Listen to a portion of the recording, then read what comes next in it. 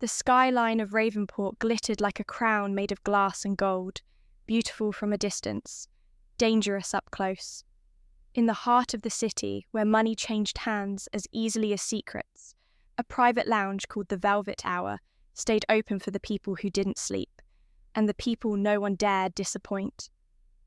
At the back of the room, in shadowed privacy, Luca Moretti sat alone. No entourage hovered near him, not because he didn't have one, but because he didn't need the noise. Everyone in the building already knew who owned the night. Luca was the kind of man whose name made conversations turn quiet and doors unlock without questions. He wore his power the way other men wore perfume. Invisible but impossible to ignore. A glass of amber liquor rested in his hand, untouched for long minutes. He wasn't drunk. He wasn't even trying to be. Tonight wasn't about forgetting. Tonight was about silence.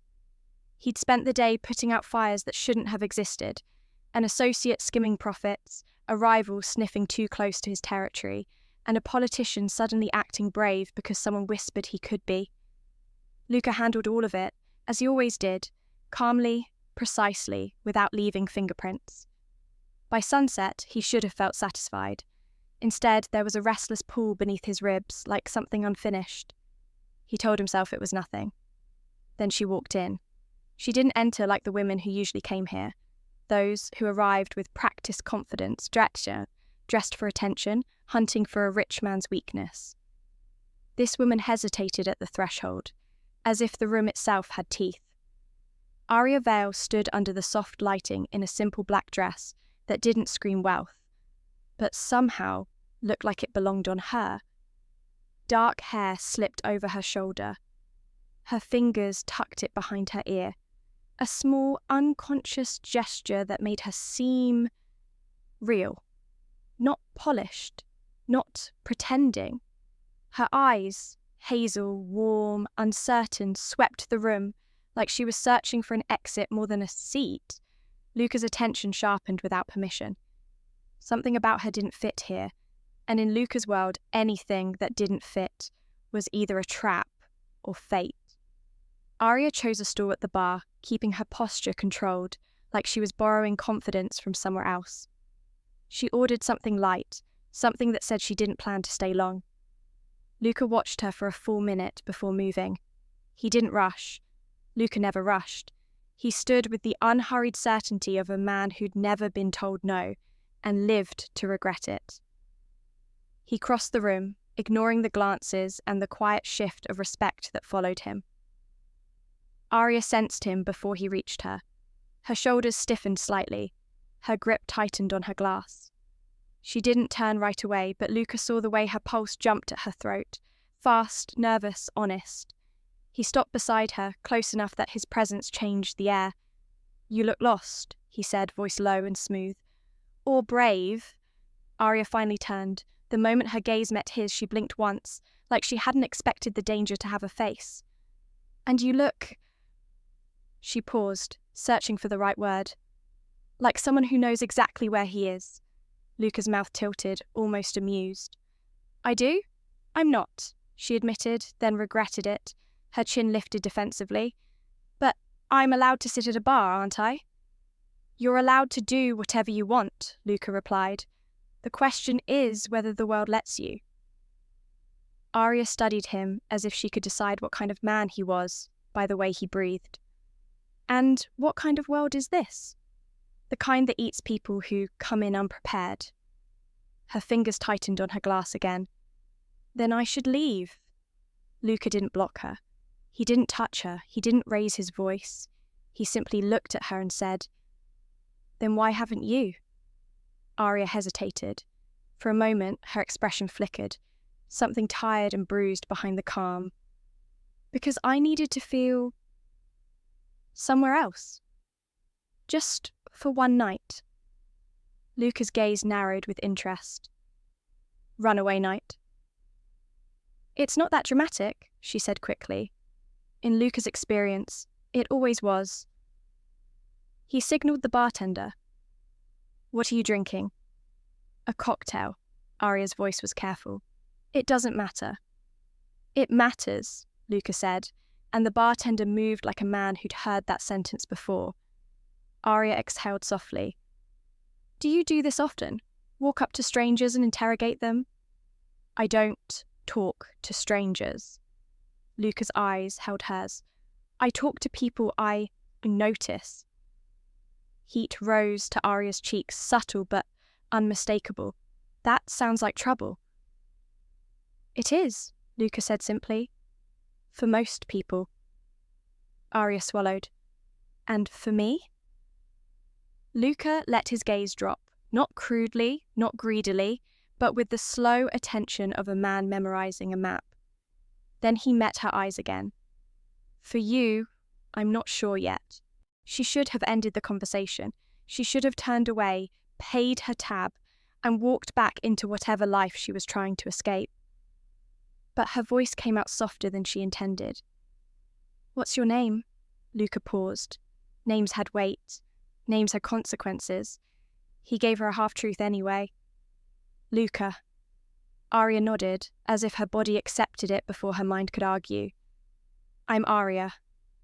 The way she said it, quiet, like she didn't want the room to steal it, did something sharp inside him.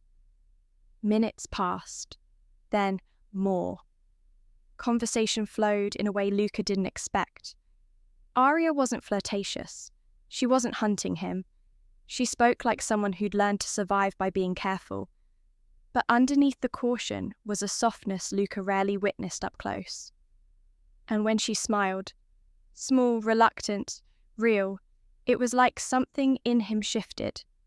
One drink became two. The air between them thickened with what neither of them said. Arya's gaze kept drifting to his mouth as if she hated herself for it. Luca noticed everything. Finally, he leaned in slightly, voice dropping into a promise. Come with me. Arya's breath caught. Where? Somewhere quieter. That's not an answer. It's the only one you need, Luca murmured.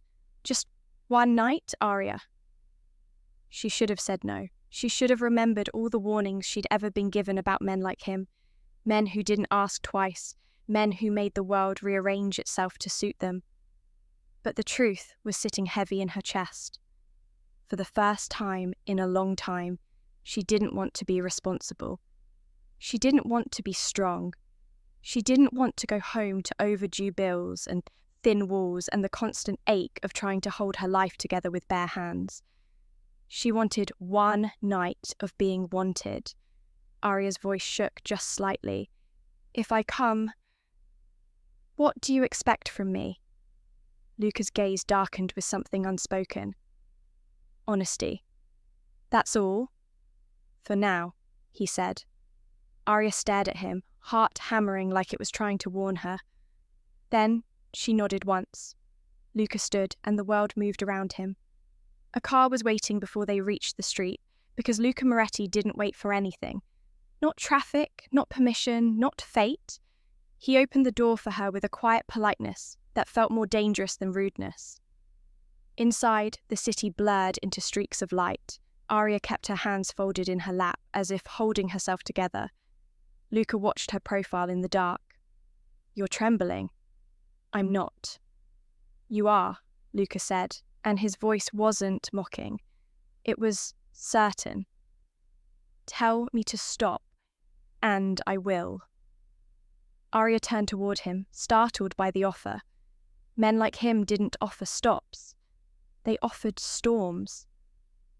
She searched his face, and what she found there wasn't softness. It was restraint. Arya's throat tightened. Don't stop. Luca's eyes sharpened, and the car seemed to get smaller, tighter, filled with heat. When they arrived, it wasn't just a penthouse. It was a fortress in the sky, all glass and shadow, guarded by silence. Luca led her inside like he'd been bringing her home for years. The door closed behind them. Arya turned, suddenly aware of how alone they were. Luca stepped closer, slow, controlled, giving her time to run if she wanted it. He lifted a hand and brushed his knuckles along her cheek, testing, asking without words. Arya didn't step back. Luca's voice was a low murmur near her lips. Tell me you want this. Arya's breath shook. I want it. That was all it took. Luca kissed her, not rushed, not crude, but deep enough to steal her balance and make her forget where she'd been standing. His hands settled at her waist like they belonged there, like he'd decided they did. Arya clutched his shirt, startled by the intensity surging through her body, heat and fear and something dangerously close to relief. Then Luca pulled back just enough to look into her eyes, and in the silence he saw it. The hesitation she tried to hide, the trembling truth she didn't know how to say. His voice softened, but his gaze turned razor sharp. Arya, what aren't you telling me? Arya's lips parted, her face flushing as the words fought their way out. She swallowed hard. I've never been with anyone. The room went still. Luca didn't move. But something in his eyes changed. Something darker, deeper, possessive in a way that made Arya's pulse spike. Not disappointment, not impatience. Something far more dangerous. Luca's thumb brushed her lower lip, slow and deliberate. You should have told me. Arya's voice was barely a whisper. I didn't think it mattered. Luca stared at her like she'd handed him a weapon. It matters, he said, voice rough. Because now I'm going to remember this night for the rest of my life. Arya's breath caught. Luca. He leaned closer, forehead nearly touching hers. And you, he murmured, are going to realize you made one mistake tonight. Arya trembled. What mistake? Luca's gaze locked onto hers, unblinking. Thinking I'm the kind of man who can let you go after this. Silence stretched between them, thick and electric. Arya stood frozen beneath Luca's gaze, her confession still hanging in the air like a fragile truth she feared might shatter everything. She had braced herself for rejection, for irritation, for him to pull away and remind her that this was only meant to be one night. But Luca did neither. Instead, his hand slid from her waist to her chin, tilting her face up with deliberate gentleness. The touch was careful, controlled, far more dangerous than roughness. You trusted me with that, he said quietly. You didn't have to. Arya's heart pounded. I didn't want to lie. Something unreadable crossed Luca's face. For a man who ruled through fear and precision, honesty like hers was rare and unsettling. You should walk away, he said softly. Arya blinked. What? You still can. His thumb brushed her cheek, lingering. Once this goes further, I don't know how to undo it. Her voice trembled. Then don't undo it. Luca searched her face as if looking for regret, for doubt strong enough to send her back out the door. What he found instead was fear wrapped tightly around resolve. That was when his restraint cracked. He kissed her again, but this time slower, deeper, as if he were memorizing her breath, her rhythm, the way she responded instinctively to him. His hand stayed respectful, grounding her instead of overwhelming her, and that care made Arya's chest ache in a way she didn't understand. When he finally pulled back, his forehead rested against hers. If I touch you, he murmured, there's no pretending this is nothing. Arya nodded, eyes shining. I know. Luca exhaled sharply, as if surrendering to something inevitable. Then come here. He led her through the penthouse with one hand clasped firmly in hers, not dragging, not forcing, but leaving no doubt about direction. The bedroom was vast and dim, the city lights spilling in like scattered stars. Arya hesitated at the edge of the bed. Luca noticed immediately. Look at me, he said gently. She did. I won't hurt you, he continued. I won't rush you, and I won't let you regret this. Her throat tightened. You sound very sure. I am, he said, because I don't take what isn't willingly given. The words steadied her more than she expected. That night unfolded slowly, deliberately, every movement guided by permission rather than assumption. Luca treated her like something rare, something precious, and when Arya finally rested against him, breathless and overwhelmed, she felt changed in a way she couldn't put into words. Later, wrapped in sheets that smelled like him, Arya lay against Luca's chest, listening to the deep, steady beat of his heart. His arm was heavy around her waist, possessive even in stillness. "You're quiet," he murmured. "I'm just thinking." "Dangerous habit," Luca said lightly. She smiled faintly. "You don't strike me as someone who overthinks." "I don't," he admitted. "Until tonight. Short." Arya lifted her head slightly, studying his face in the low light. "Do you regret it, va?" Luca's hand tightened at her back. "No." The certainty in his voice sent warmth through her. "I don't do regrets," he continued, "but I do consequences." That word lingered. Morning arrived softly, sunlight slipping through the glass walls. Luca was already awake when Arya stirred, his gaze fixed on her like he was memorizing her all over again. She flushed under his attention. "How long have you been watching me?" "Long enough to decide something." Her stomach fluttered. "That sounds serious." "It is." He brushed her hair back, expression unreadable. "You're not leaving today." Arya stiffened. "Luca?" "Not trapped," he added calmly. "Not forced, but I want you here, with me." She sat up slightly, pulling the sheet with her. "I have a life. A job." His jaw tightened. "That job barely keeps you afloat." Her eyes widened. "How do you—" "I know things," Luca said simply. "And I don't like the idea of you struggling when you don't have to." "That's not your responsibility." His gaze sharpened. "It is if I decide it is." The weight of his words settled over her. "You can't just decide my life." "I don't intend to decide it," he said. "I intend to protect it." Arya searched his face, seeing the intensity beneath the calm. "And what do you expect in return?" Luca leaned closer, voice low. "Honesty, loyalty, and time." "Time for what?" "For me," he said without hesitation. "To prove this wasn't a mistake." Her heart raced. "This is moving fast." "It always does," Luca replied, "when something matters." Later that day, Arya stood at the window, watching the city below, trying to reconcile the woman she had been yesterday with the one she was becoming now. The weight of Luca's world pressed against her awareness. Guards at the door, whispered phone calls, the subtle shift in air when he entered a room. This wasn't a man who lived half lives. When her phone buzzed with a message from her landlord, anxiety twisted in her chest. Rent, overdue, final notice. She hadn't told Luca yet. She didn't get the chance. That evening, Luca returned to the bedroom, jacket off, sleeves rolled, expression dark. "You should have told me," he said. Her heart dropped. "Told you what?" "About the notices, the debt, the pressure." Arya crossed her arms defensively.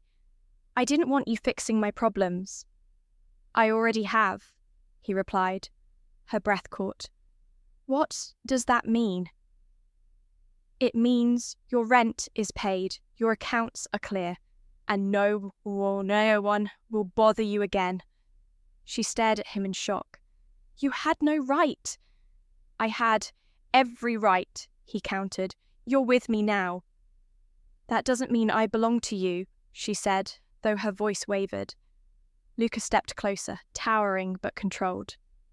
"Say that again," Arya swallowed. "I said, I don't belong to you." Silence. Then Luca exhaled slowly, visibly reining himself in. "You're right," he said at last. "Not yet." Her pulse spiked at the implication. "But you will," he continued calmly, "because you'll see that I don't do temporary. And once I commit to something, I don't walk away." His hand lifted, cupping her face with startling tenderness. I want you here, not because you need me, but because you choose me. The sincerity in his eyes unraveled her defenses. I don't know how to exist in your world, she admitted. Luca's thumb brushed her cheek. Then I'll teach you. That night, as Arya lay beside him again, the city humming beneath them, she realized the truth she'd been avoiding. This wasn't a fling. It wasn't even a romance. It was the beginning of something powerful and terrifying. And Luca Moretti was not a man who loved halfway. He held her closer, voice low and certain in the dark. Sleep, Arya. She closed her eyes, heart pounding. You're not letting me go, are you? Luca's answer came without hesitation. No. Arya learned quickly that being close to Luca Moretti meant living inside a storm that never truly rested. Days blurred into each other inside the penthouse. Mornings began with the quiet weight of his arm around her waist, his presence grounding and overwhelming all at once. Nights ended with whispered conversations that felt far more dangerous than the passion they shared, because words revealed things Luca rarely allowed anyone to see. He didn't hide what he was. Arya noticed it in the way men straightened when he entered a room, in the way phone calls ended abruptly when his tone shifted, in the way guards appeared without being summoned. Luca ruled his world with calm dominance, and the city bent around him like it had learned obedience long ago. And slowly, impossibly, Arya was being drawn into that world. One afternoon, she stood before the massive mirror in his walk-in closet, staring at herself. Designer clothes hung around her, gifts she hadn't asked for but couldn't deny fit her perfectly. She barely recognized the woman reflected back at her. She looked stronger, more confident, dangerous even. Luca watched her from the doorway. You're thinking again, he said. She met his gaze through the mirror. I'm changing. Yes, he replied. You are. That doesn't worry you? His lips curved faintly. No, it excites me. Arya turned to face him. I don't want to lose myself. Luca crossed the room, stopping inches from her. You won't. I don't want to own who you are. I want to protect it. She studied him carefully. And what do you want from me? His hand lifted, brushing a strand of hair behind her ear. Truth. Loyalty. And when I need you, presence. Her heart skipped. Need me how? Luca's gaze darkened, but his voice stayed steady. Not as a weapon, as my anchor. The honesty of that admission shook her more than any threat could have. Later that night, Luca took her out, not to a public club, but to a private gathering held in an old stone estate overlooking the sea. Powerful men filled the room, their conversations hushed, their respect palpable. Arya felt their eyes on her, assessing, curious.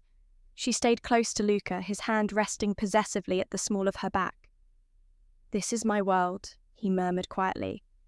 If you ever want out, say the word. And if I don't, his fingers tightened slightly, then you stay by my side.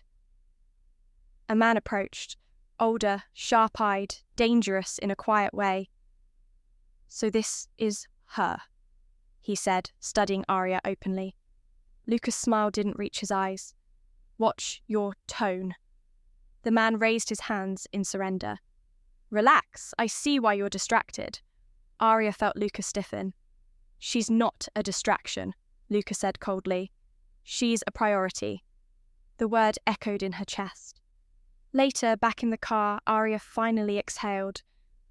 That man, he scared me. Luca turned to her instantly. Did he say anything to you? No, she said quickly. But I realized something tonight. What? She met his gaze. People don't look at you like a man. They look at you like a force. A slow smile touched Luca's lips. And you? I look at you like someone who could destroy me, or protect me completely? His expression softened, something rare and unguarded crossing his face. I will never be the first. Days later, the illusion of calm shattered. Arya was alone in the penthouse when raised voices echoed through the hall. Luca's men moved fast, too fast. The air shifted, heavy with tension. Luca entered moments later, jaw tight, eyes burning. "What happened?" she asked. "Nothing you need to worry about," he said automatically. She stepped closer. "Don't lie to me." His gaze snapped to hers, surprise flickering before something like respect replaced it. Someone crossed a line. Her stomach dropped. And they won't do it again. The way he said it left no room for interpretation. Arya hugged herself. "Is this what loving you means? Living with this kind of danger?" Luca closed the distance between them, his hands framing her face. "It means no one touches you. No one threatens you.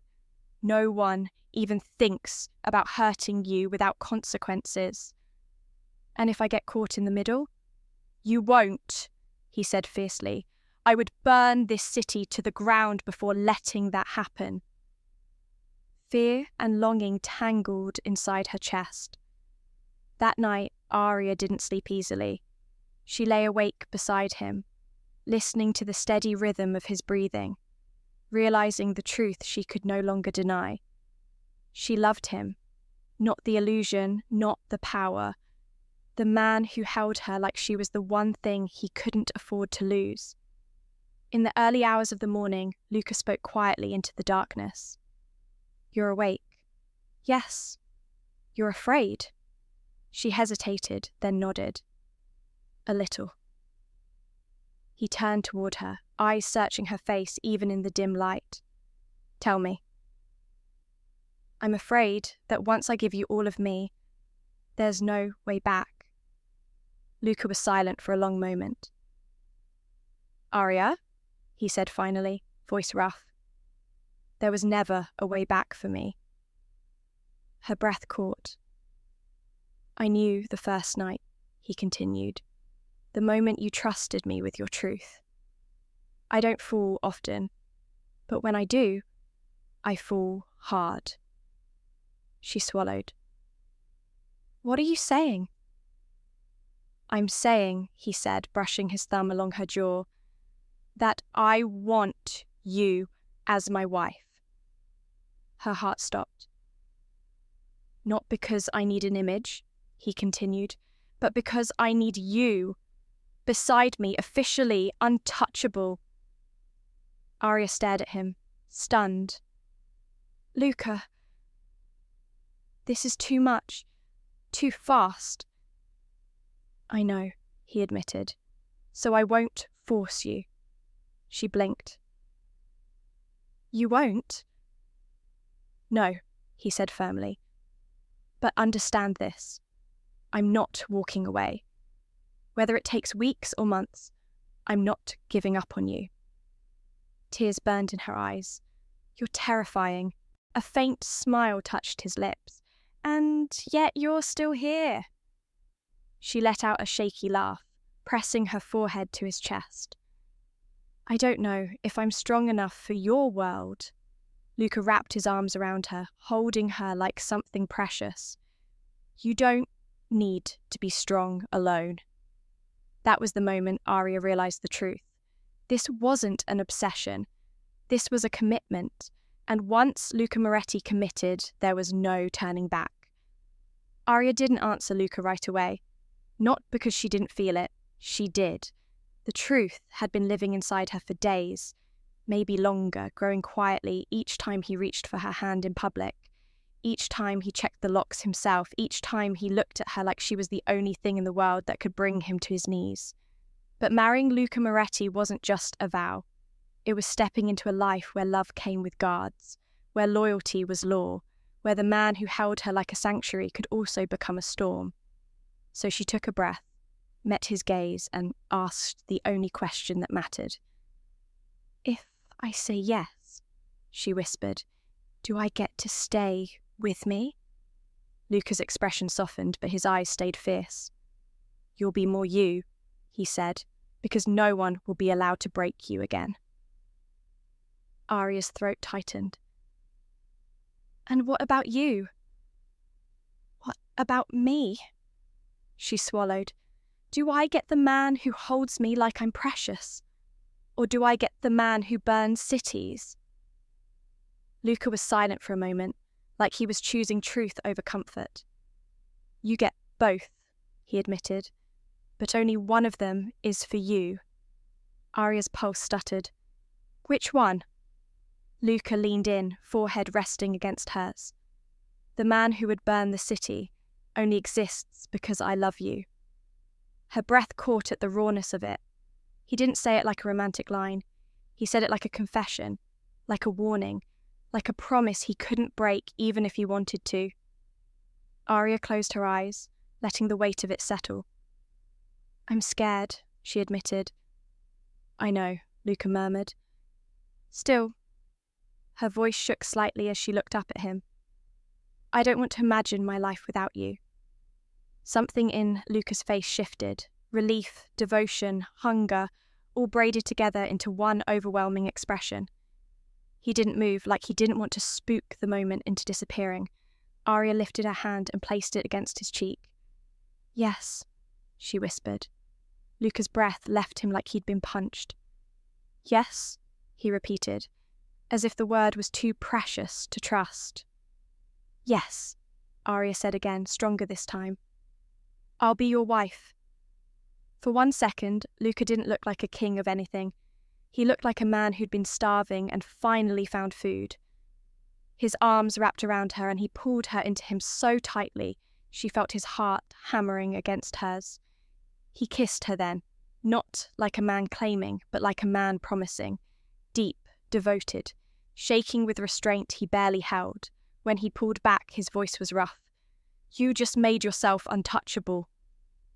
Arya swallowed. "That's what I want." Luca's gaze sharpened. "No, that's what you deserve." The weeks that followed were a blur of preparations Arya never expected. There were no public announcements, no glossy headlines. Luca didn't need publicity. He needed certainty. The wedding would be powerful, private, and undeniable, witnessed by the people who mattered in his world, the ones who needed to understand what Arya's new name meant. And Arya learned how to stand beside him, not behind, beside. She watched meetings from a quiet corner and noticed how Luca's men looked at her differently as the days passed, less curiosity, more respect. Luca never introduced her as a girlfriend, never as a fling. "This is Arya," he would say, voice steady and absolute, and everyone understood the unspoken part. "Mine." The day before the wedding, Luca took her to a high, quiet terrace overlooking the city. Ravenport sprawled beneath them, sparkling and ruthless.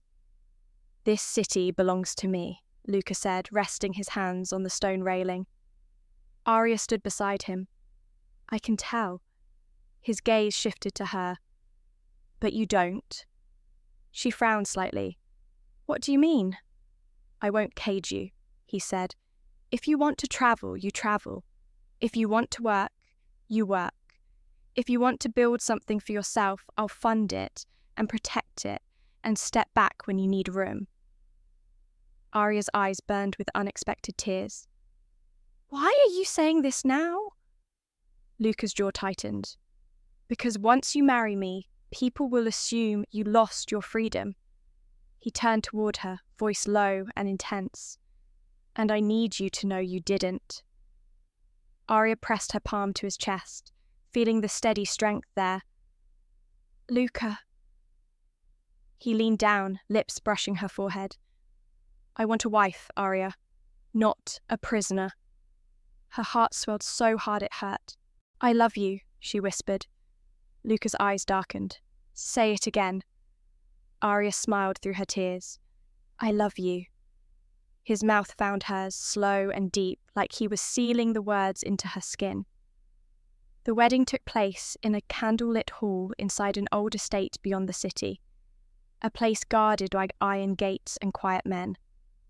White roses lined the aisle, their softness a strange contrast to the weight of the world Luca ruled. Arya's dress was simple and breathtaking, lace and satin that made her feel like she had stepped into a dream she never used to allow herself to imagine. When she walked toward Luca, she didn't see the guests. She didn't see the power gathered in that room. She only saw him. Luca stood waiting in a black suit, shoulders squared, jaw tight with emotion he refused to show anyone else. But Arya saw it. She saw the way his hands flexed once, the way his eyes softened the second they met hers, like she was the only thing that could undo him. When she reached him, he took her hands and held them, like they were sacred. "You're trembling," he murmured. Arya exhaled softly. "So are you." His mouth tilted faintly. "Good. Then you know this is real."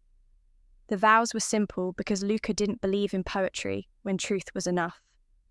"I promise," he said, voice steady, "that no one will ever hurt you again, that you will never be alone, that I will love you with everything I am."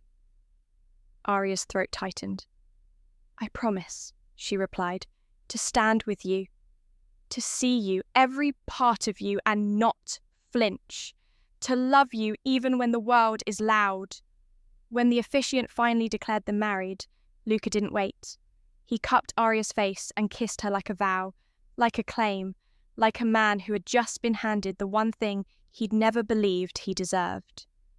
When he pulled back, his voice was low enough that only she could hear. "Now, they know," he murmured. Arya blinked. "Know what?" "That you're mine," Luca said, gaze burning, "and that I'm yours." That night, behind locked doors and guarded halls, Luca held her close in a quiet suite, lit by warm lamps and the distant glow of the city. Arya lay against him, still wearing his ring, still half dazed by the weight of her new name. "Mrs. Moretti," Luca murmured, tasting the words like they were dangerous. Arya smiled sleepily. "You look too pleased with yourself."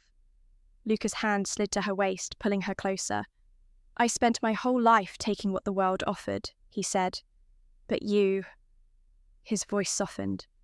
"You're the first thing I ever wanted that felt like it might be taken away from me." Arya's heart clenched. "I'm not going anywhere." Luca's eyes darkened.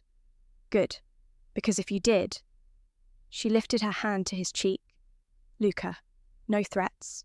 Not tonight." He blinked, then, astonishingly, obeyed. A slow smile curved his lips. "Only promises, then?" Arya whispered, "What promises?" Luca leaned in, forehead resting against hers. "That I'll spend the rest of my life proving you made the right choice." Arya kissed him gently. "You already have." Luca's arms tightened, holding her as if she were the center of his world, because she was. Outside, Ravnaport kept glittering, ruthless as ever. But inside, in the quiet space they carved out together, love didn't feel like weakness. It felt like power.